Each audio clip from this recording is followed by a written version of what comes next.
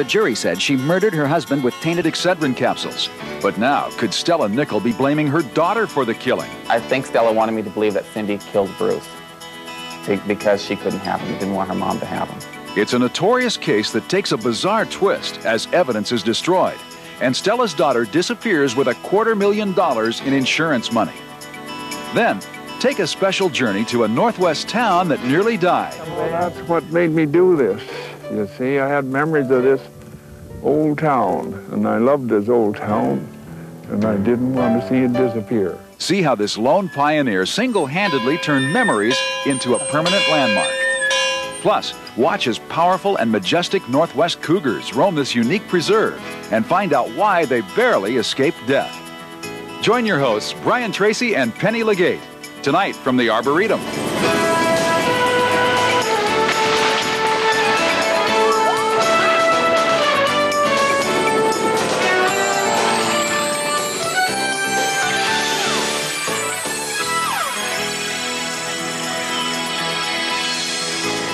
It's just a gorgeous day here at the Arboretum. Welcome to Evening Magazine, and if you'd like to have 10 grand in your pocket and a brand new red car to drive around, stay tuned. We'll tell you how both of those could be yours. I'd like to have both of those. So would I. But we can't. We're not eligible.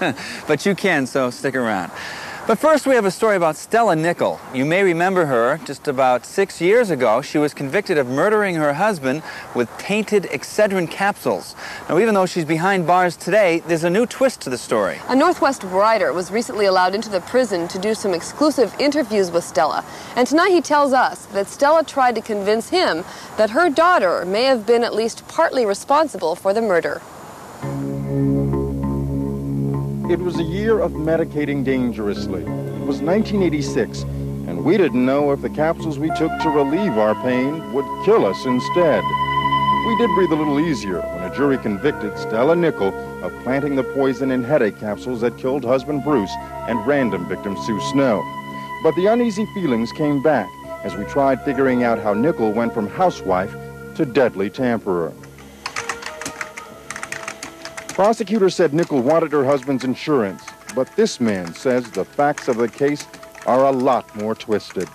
Gregg Olsen spent 3 years getting the only interviews Nickell has ever granted. His book, Bitter Almonds, the true story of mothers, daughters, and the Seattle cyanide murders, shows a woman part victim, part monster. Was she a monster? I actually liked her, which really surprised me because I had heard so many bad things about her that when I went down there, I was sort of afraid of her. You know, there was something there, her press was so negative, but when I met her, I liked her. There was something vulnerable about her that I hadn't expected.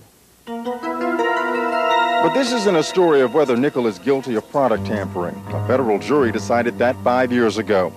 This is a story of a reclusive criminal mind, her troubled life, her bitter relationship with the daughter who sent her to prison, and former supporters now convinced she's guilty. Willie Stewart is Stella's niece and former supporter. I do believe she's guilty. Stewart didn't always believe that. She believed Durant was the victim of a hateful daughter out for a $250,000 reward and the victim of circumstantial evidence. Evidence like Durant's fingerprints on library books about poison. In a tape-recorded interview, Stella tells writer Gregg Olsen she read those books after coroners ruled her husband's death natural. I went and looked up the reactions, definitions, whatever you may want to call it, of cyanide in the encyclopedia. I looked up nicotine. I looked up emphysema because I wanted to know why all pathologists at the hospital got pulmonary emphysema mixed up with cyanide poisoning. Stella's daughter, Cynthia, was the prosecution's star witness, telling investigators about the library books and telling them of another book they'd never find, a diary, supposedly hiding her mother's secret plans of getting rid of her husband, that and a deadly cache of foxglove seeds to be put in his coffee. Willie Stewart thought Cynthia was lying at the time, but after the trial, she searched her aunt's belongings and allegedly found both items. The things you found, the diary, the seeds, what happened to them? I destroyed them. Why? because, we're talking my aunt. We're not talking about somebody down the road. And at the time I discovered him, there was talk about an appeal. There was talk about possibly getting back into court. And when I found him, I didn't want anybody dragging me into court and forcing me to testify against my Aunt Stella. Olsen says through it all, Stella sticks to the claim she is innocent, the victim of a bitter child who never got over a childhood beating, one that sent Cynthia to the hospital and Stella to jail.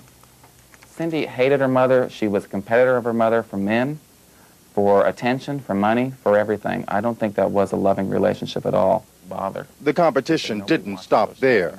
Another reason she suggested was that Cindy was in love with Stella's husband, Bruce.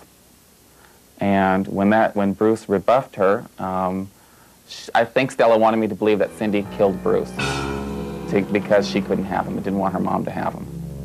In those audio tapes, Stella deflects much of the responsibility for what has happened onto her daughter, Cynthia. But she never comes out and directly accuses Cynthia of being involved.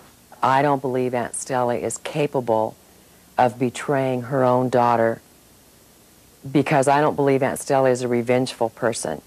Now that's important because Stella hints at it a great deal in these audio tapes, saying her daughter knew more than the typical innocent bystander. Now Cynthia was never charged with a crime. Stella says the feds passed over her daughter and went straight for her. If they believed her and believed that to be the truth, she could just easily be gotten on conspiracy.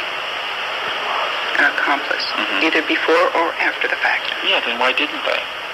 That's what you call plea bargaining. U.S. attorneys deny striking a deal with Cynthia. Stella calls it a miscarriage of justice, robbing her of her life and rewarding her daughter with $250,000. Cynthia vanished with the money years ago, never to be seen again. Nothing about this case is simple, not even for the man who spent years piecing it together. One thing is clear, though. Stella won't be the heroine of this book.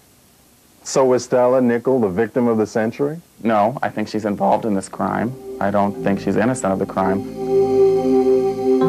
It's a lurid tale filled with the stuff bestsellers are made of. Rivalry, hatred, betrayal, death, even destroyed relationships. Haley Snow knows all about destroyed mother-daughter relationships. Her mother, Sue Snow, was the other tampering victim. That's the really chilling aspect of this crime, is that you or I or anybody anywhere that uses a headache remedy could have been killed by Stella Nickell. Well, Gregg told us just yesterday that a major network is planning on doing a movie based on his book. He couldn't say what big stars were going to play the lead roles, but he did say that filming is scheduled to begin this summer. Now, apparently the scriptwriters were having a real tough time trying to come up with just the right on-screen relationship between Stella and her daughter. But, believe it or not, it's kind of weird, but when they heard about the story about Tanya Harding and her mom, this all seemed to fit and make sense to them, and they were able to finish the script. Kind of interesting, huh? Sure is. Now, stay with us because a little bit later in the show, we're going to take you to an eastern Washington ghost town that almost disappeared. But up next, magnificent Northwest cougars roam a sanctuary you can visit. Responsible for the shooting of your wife, and also alleges that you knew she was up to it and you encouraged her. This is what Amy Fisher told the judge on the occasion of her sentencing. I put Mrs. Butterfield and her children through so much pain. And for that, I'm deeply sorry. If I could take her pain away, if I could change everything, I would. If I could put my hand over her face and make it go away, I would. Over the last months, I've learned a lot. I've learned that I can't hide from the truth, not about myself or anybody else.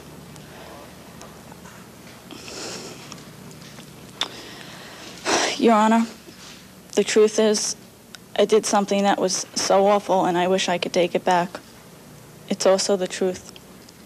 I had an affair with a married man, and it's also the truth that Joey knew of my intentions towards his wife, and he encouraged me. These things, Your Honor, they are all true. They are facts.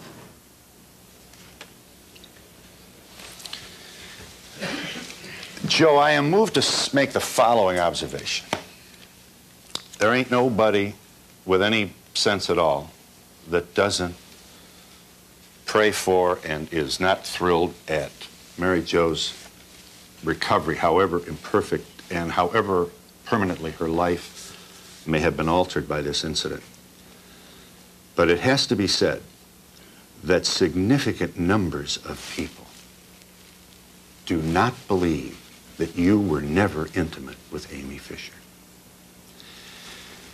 Adding to their suspicions, and nobody who might have this prejudice is suggesting that this young woman should have gotten away with what she did,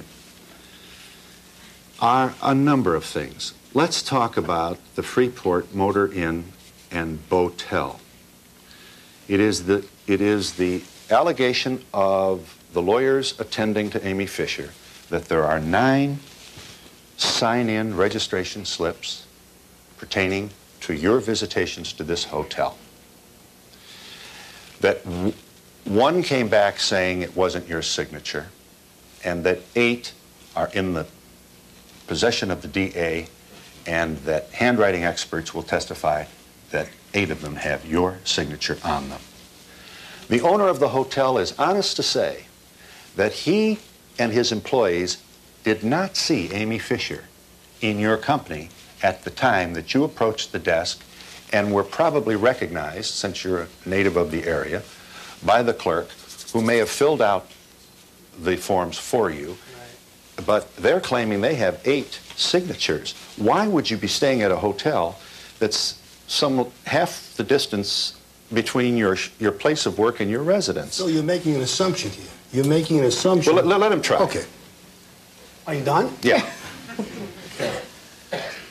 How convenient that these slips should come into view when they did. They're not mine. I never stayed at that hotel with Amy or anybody else. Nyberg is making these accusations and again, putting these out with no basis at all. The same clerk, at the very beginning, never saw me, didn't know who I was until Nyberg got into the picture. I think you'll find that the clerk was interviewed originally when the allegation was made, and one of the TV networks went over there and showed a picture of Joe Buttafuoco. Yeah. And the clerk was unable to identify Joe Buttafuoco as ever going into the office. After this hit the headlines the way it did, suddenly the clerk now is saying he may have been there, this may have been the man. I think you're incorrect when you say also that there was only one alleged slip that had the name spelled wrong. There are 4 or 5 that have the name spelled wrong on the slips. There's a discrepancy between the so-called experts, if you will, that claim it's Mr. Buttafuoco's signature. And I think that if it were Mr. Buttafuoco's signature, the district attorney might have gone along with the indictment. Now you have a situation where if these slips are as accurate as the public perceives them to be, all right, you still don't have an indictment of Joe Buttafuoco. It's true. And no move by the DA to indict him. That's correct. It is also the allegation of the lawyers attending to Amy Fisher that she was able to describe almost to a 98% accuracy the apartment above your body shop and the inside of your boat. It is also the allegation of attorneys attending to Amy Fisher that on one occasion you put your head up above the transom of your boat to wave at people who saw you in a rather jocular way, indicating that you were down there with Amy. Now, these are some of the charges that will come to you and some of the testimonies that will happen on the occasion of a civil suit. I ask you to at least... I can't wait. I welcome it. I welcome it. Nyberg has no basis at all to it. None. They are also predicting that you will never take the stand because of the overwhelming number of witnesses that they claim they're able to produce. Bring them on. And bring them on. If I could say it on the air, I'd say it, but I can't use that kind of language. Bring it on. Bring it on. You know, Nyberg doesn't know what the hell he's doing. Our boat is next to our house. She claims that she sunbathed on it.